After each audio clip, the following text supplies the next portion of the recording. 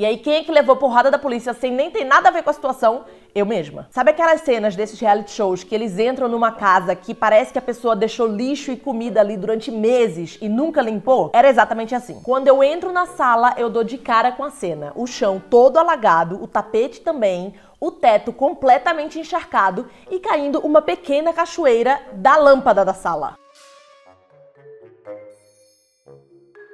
E aí, meu povo? Pra você que não me conhece, meu nome é Débora e eu moro em Tübingen, no sul da Alemanha, há quase 3 anos. E antes disso, eu morei 7 anos em Lisboa, Portugal. Portanto, nesses quase 10 anos de Europa, já vivi muita coisa. Então hoje eu vou contar pra vocês alguns perrengues que eu passei aí morando no exterior. Começando lá em 2013, quando eu saí do Brasil, eu tinha 19 anos e aí eu fui morar em Portugal com a minha mãe e meu irmão. Fui um dia sair à noite com as minhas amigas e a gente foi pra Santos. Se você já foi em Lisboa, se você é de Lisboa, com certeza você conhece essa área, mas basicamente é uma área que tem vários bares. E aí lá a gente tava se divertindo, bebendo, dançando. E aí em um dado momento da noite a gente decidiu trocar de bar e aí a gente saiu desse bar. E a primeira cena que a gente deu logo de cara foram 2 homens espancando um terceiro que já tava deitado no chão. Eu não sei se você já viu alguém sendo espancado, mas é uma cena muito forte. E aí eu e essa minha amiga, a gente simplesmente se meteu ali no meio instintivamente, pedindo pra parar, gritando, tentando separar eles. Só que a gente fez isso tão no automático, sem nem olhar em volta, que a gente não percebeu que a polícia já tava chegando pra apartar a briga. Só que a maneira que a polícia chegou pra apartar essa briga foi já metendo cacete em todo mundo. E aí quem é que levou porrada da polícia sem nem ter nada a ver com a situação?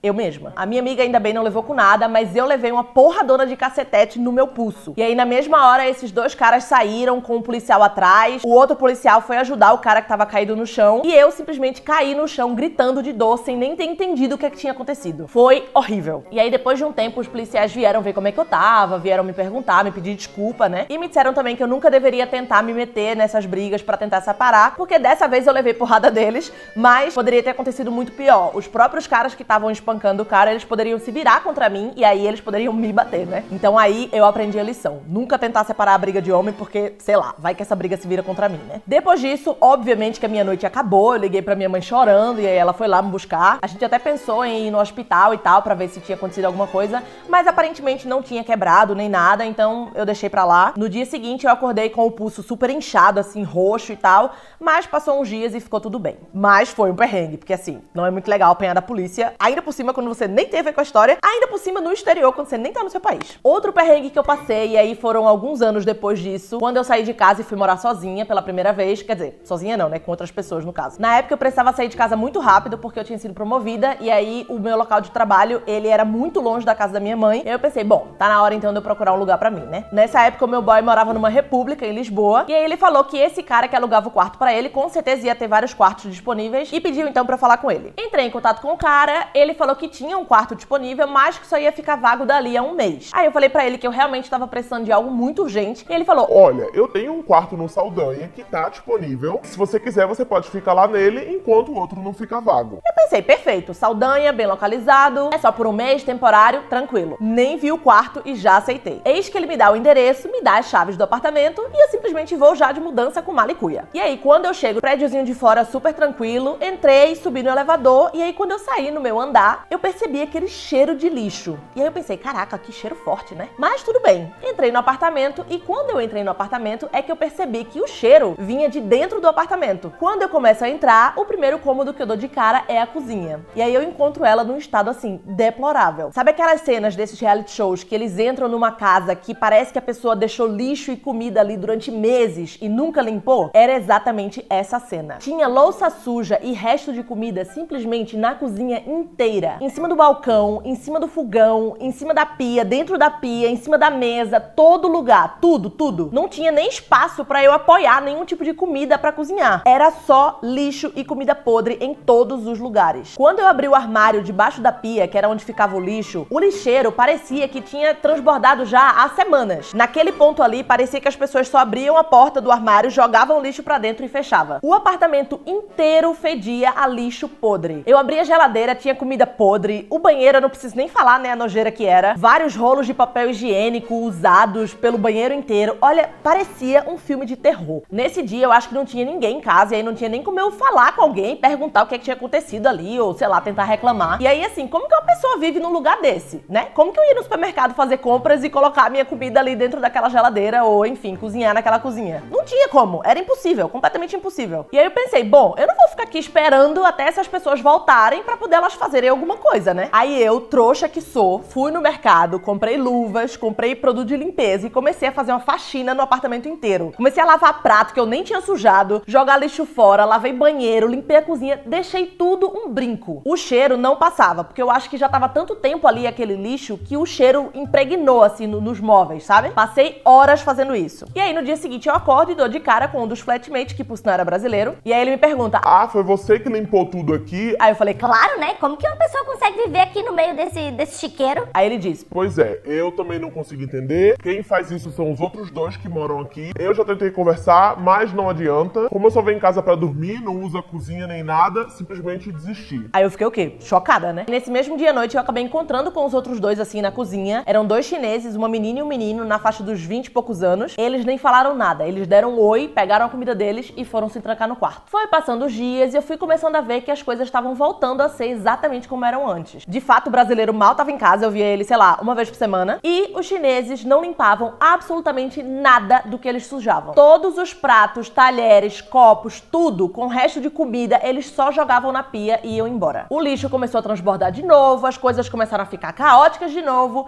e depois de 2 semanas o apartamento estava exatamente como estava quando eu cheguei. E aí eu, trouxa, mais uma vez, fui lá e fiz uma outra faxina no apartamento inteiro.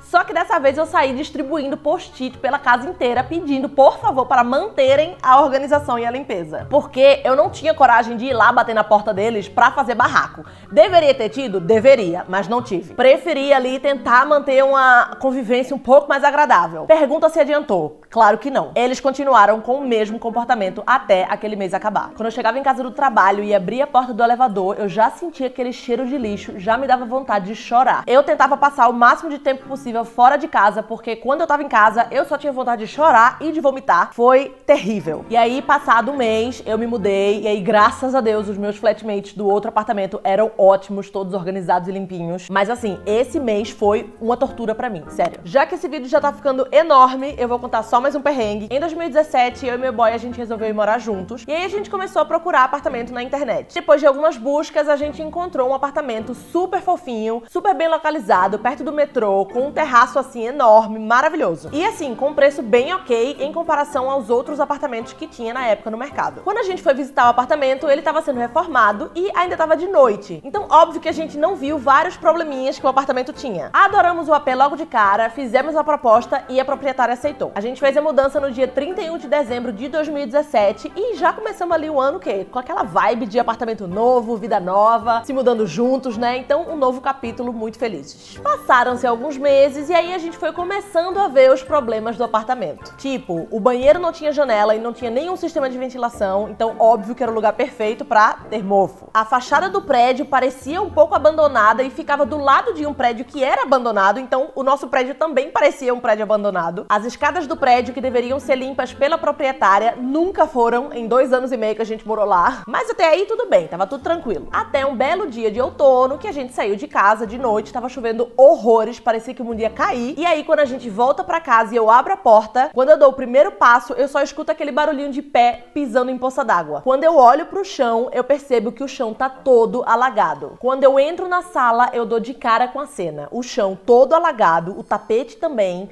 o teto completamente encharcado e caindo uma pequena cachoeira da lâmpada da sala. E o desespero que bateu naquela hora. Aí a gente ligou correndo pra proprietária e aí ela me responde calmamente: ah, deve ter sido as folhas de outono que devem ter caído em cima do teto do prédio e devem ter entupido a calha por onde escorre a água da chuva. E aí, como a água não tinha pra onde escorrer, ela acumulou no teto de vocês. Assim, como se não fosse nada demais. E aí eu falei: tá, mas e aí agora o que a gente faz? E ela falou: ah, amanhã eu mando alguém alguém aí pra limpar isso. E aí lá vai a gente tirar o tapete, colocar um balde debaixo da lâmpada pra poder pelo menos a água cair no balde, né, e não no chão. Começar a limpar tudo, organizar. Olha o caos. A sorte é que a água não caiu no sofá e nem deu nenhum tipo de curto-circuito, né? Porque como a água tava caindo da lâmpada, eu fiquei com medo de dar um curto-circuito e sei lá, daqui a pouco o prédio começar a pegar fogo. Mas e o medo de o teto cair? Ou então de começar a cair a água de outras lâmpadas, tipo a lâmpada do quarto, e a gente acordar no meio da madrugada todo encharcado. Eu só sei que no dia seguinte veio um cara lá pra poder limpar essas tais folhas da calha e a água conseguir escorrer, mas o teto da nossa sala, que estava todo encharcado antes, ficou todo preto e aí virou o quê? Pois é, mofo. A gente ficou um mês sem usar a sala porque aquilo era prejudicial, né? E era responsabilidade da proprietária de resolver aquilo, então a gente entrou em contato com ela, pediu pra ela resolver e ela ficava dando desculpa, dizendo que O tempo tá ruim, então só dá pra fazer isso quando o tempo melhorar. Eu sei que a gente ficou um mês nessa palhaçada, pedimos um desconto pra ela no aluguel, né? Já que a gente ficou um mês ali sem utilizar a sala, mas ela virou pra gente e disse: Não vou dar nenhum desconto, se vocês estiverem achando ruim, vocês saiam do apartamento. E aí, assim, como na época a gente não conseguia encontrar nada que a gente não tivesse que vender um órgão pra poder pagar o aluguel, a gente simplesmente ignorou essa situação e ficou lá mesmo. Pelo menos quando a gente saiu, ela devolveu a calção pra gente e não cobrou, né, por nenhum dano ali que teve no chão ou nos móveis por causa disso,